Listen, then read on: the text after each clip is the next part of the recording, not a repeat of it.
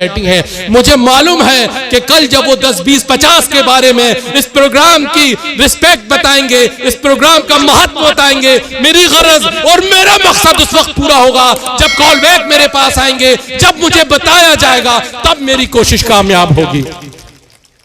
तो आज थोड़ा अपना मूड रिफ्रेश करके अगले औकात के लिए बैठिए प्लीज। खाने के लिए थोड़ी देर को भूल जाइए। मुझे मालूम है, मुझे भी भूख लग रही है, सुबह से यहीं पर हूँ, घर भी नहीं जा सका हूँ आपकी तरह। तो खाना भी खाएंगे, उसमें लुत्फ तब जाएगा। मैं उस शख्सियत को बुलाऊंगा आपके सामने।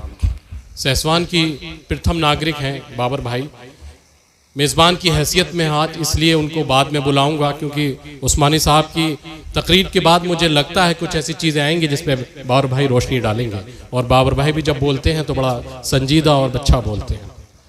मैं उस शख्सियत को आपके सामने बुलाना चाह रहा हूँ जिस शख्सियत के एजाज़ में ये प्रोग्राम रखा गया है। मेहमान एजाज़ी हैं जो, जिनकी फिक्र ने, जिनकी सोच ने मुझे ऐसा तब्दील किया। मुझे क्या किया, जब मेरे वालिद हयात थे उस वक्त में ये आपकी करम फरमाई थी उस्मानी साहब की कि आपने उनसे फरमाया था इरफान को मेरी शागिर्दी में दो। बहरहाल उस्मानी साहब वो शख्सियत है मेरे साथ, मेरे आपके साथ सफ़र होते हैं, सामान सफ़र आपका उठाने का मुझे शरफ हासिल है। आप वो हस्ती हैं जिनको हिंदुस्तान के गोशे गोशे में, कोने कोने में लोग देखने के लिए, जिनके हाथों को चूमने के लिए बेदार रहते हैं, जो लाखों करोड़ों के मजमे में मैंने अपनी आंखों से देखा है, बोलते हैं, आज हमारे आपके दरमियान है। थोड़ी ताख़ीर ज़रूर हुई है, मगर जो मैसेज हम लेने आए हैं, जो बात हम सुनने आए हैं, मूड रिफ्रेश करके बैठना है। जो लोग पीछे बैठ गए हैं, मेरी उनसे बर्दस्ता गुजारिश है करीब आ जाएं। बहुत इंपॉर्टेंट लोग आप आए हैं, मैंने बड़े इंपॉर्टेंट पर्सन को बुलाया है सहसवान की।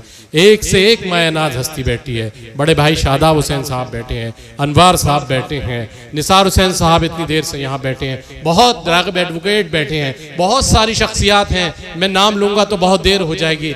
एक एक शख्स इंपॉर्टेंट है। मैं आप सबका वालिहाना इस्तकबाल करता हूँ। आप समाज के मजबूत लोग हैं। आप जो समाज में यहाँ से पैगाम लेकर जाएंगे, जो बात लेकर जाएंगे, जो इस बंदे नाचीज की फिक्र है, मुझे मालूम है वो कल सहसवान की गली गली में, गोशे गोशे में फैलेगी। सामने मेरे भाई मुरीन अख्तर बैठे हैं, इधर हाफिज सईद साहब अभी बैठे थे, चले गए इस्तकबाल के लिए, मैं बुला रहा था। बहुत सारी मायनाज हस्तियां यहाँ बैठी हैं। मुझे मालूम है कि कल जब वो 10, 20, 50 के बारे में इस प्रोग्राम की रिस्पेक्ट बताएंगे, इस प्रोग्राम का महत्व बताएंगे, मेरी गरज और मेरा मकसद उस वक्त पूरा होगा जब कॉल बैक मेरे पास आएंगे, जब मुझे बताया जाएगा, तब मेरी कोशिश कामयाब होगी। बहुत लोग मुझसे कहते हैं कि हाफिज इरफान साहब इतने दिन हो गए सियासत में, क्या पाया? तो मैं खुदा का शुक्र अदा करता हूँ, मैंने कुछ पाया हो ना पाया हो, मगर इन जैसी शख्सियात जो हुकूमत में कई बार मिनिस्टर रहे हैं, ये भी मुझसे लोग कहे हैं कि आपके इतने अजीज हैं उस्मानी साहब, हुकूमत में मिनिस्टर रहे, तब भी आप कुछ लेकर नहीं पाए। मैं सलाम करता हूँ उस्मानी साहब के दिए हुए पैगाम को। मैं फख्र करता हूँ अपने माँ के दिए उस अब सबक और वालिद के दी हुई इस तरबियत को कि मुझे कुछ मिला हो ना मिला हो, मगर उस्मानी साहब की जो फिक्र है उसका सिपाही में बन गया। बहुत मालदार हूं मैं, वो फिक्र मेरे पास मौजूद है। हो सकता है मैं इतनी बड़ी महफिल कभी मैंने सियासी ना सजाई हो सकता है मैंने कभी सियासी तकरीर में आपको इस तरह से ना बुलाया हो, मगर मुझे खुशी है कि मैंने आपको एक कॉल की, फोन पे आपको बुलाया। एक एक शख्स मेरे लिए मायनाज है, एक एक शख्स मेरे लिए मुमताज है। मैं देखता हूँ, मुझे मालूम है आप लोगों की इंपॉर्टेंस, कौन कौन किस कोने पे बैठा है, कौन कौन किस जगह बैठा है, बचपन से देखता आ रहा हूँ। अगर आप लोगों ने ये बीड़ा उठा लिया कि बेदारी मिल्लत का मिशन लेके चलना है, नशा विरोधी अभियान को आगे बढ़ाना है, तालीम की बेदारी पे काम करना है, तो मुझे यकीन है आज 4 बच्चों ने नीट क्वालिफाई किया है, कल 40 करेंगे, परसों 1000 करेंगे, और वो दिन भी दूर नहीं है इंशाअल्लाह। सहसवान से बहुत जल्द एक IAS निकलने वाला है। उस्मानी साहब आप दुआ कर दीजिए। ख्वाजा हमीदुद्दीन कादरी साहब, एक बच्ची ने UPSC की लिस्ट में नाम आ गया है डॉक्टर साहब उसका, अभी इंटरव्यू बाकी है, आप दुआ कीजिए, फिर उसका नाम हम ओपन करेंगे और फिर इतना ही बड़ा जलसा इंशाल्लाह रखेंगे जब सहजवान में एक IAS बन के आएगी हमारी बच्ची हमारी मेथी की।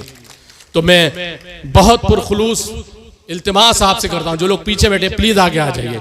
बड़ी संजीदा गुफ्तगू आपको सुननी है, ऐसे सोच समझ के बैठिए जैसे अभी जलसगाह में आए हैं। सब चीज भूल जाइए, सिर्फ उस चीज पे फोकस कीजिए जो उस्मानी साहब बताने वाले हैं। एक आलिम दीन का पैगाम ले जाने वाले हैं, एक मुमताज आलिम दीन का पैगाम आप यहाँ से ले जाने वाले हैं, एक मिल्ली मुफक्किर का आप पैगाम ले जाने वाले हैं, एक सियासी रहनुमा की बात आप सुनने वाले हैं। उस दर्द को समझिए, उस फिक्र को पूछिए जो मैंने देखा है, मैंने जो महसूस किया है कि रात की उन पाक रातों में अल्लाह की अता की हुई उन पाक शफ़ाक़ रातों में मैंने उस्मानी साहब को इस कौम के लिए आंसू बहाते देखा है। सफर के साथ का ये अंदेशा होता है, ये मालूमात होती है। मैं ऐसे मुफक्किर की इसलिए कदर करता हूँ, इसलिए इतनी इज्जत देता हूँ कि वो लायक एहतराम है, वो लायक इज्जत है। हो सकता है वो कभी MLC न बने, हो सकता है वो कभी जो है मेंबर ऑफ पार्लियामेंट न बने। अरे जो मुझे मालूम है, वो जब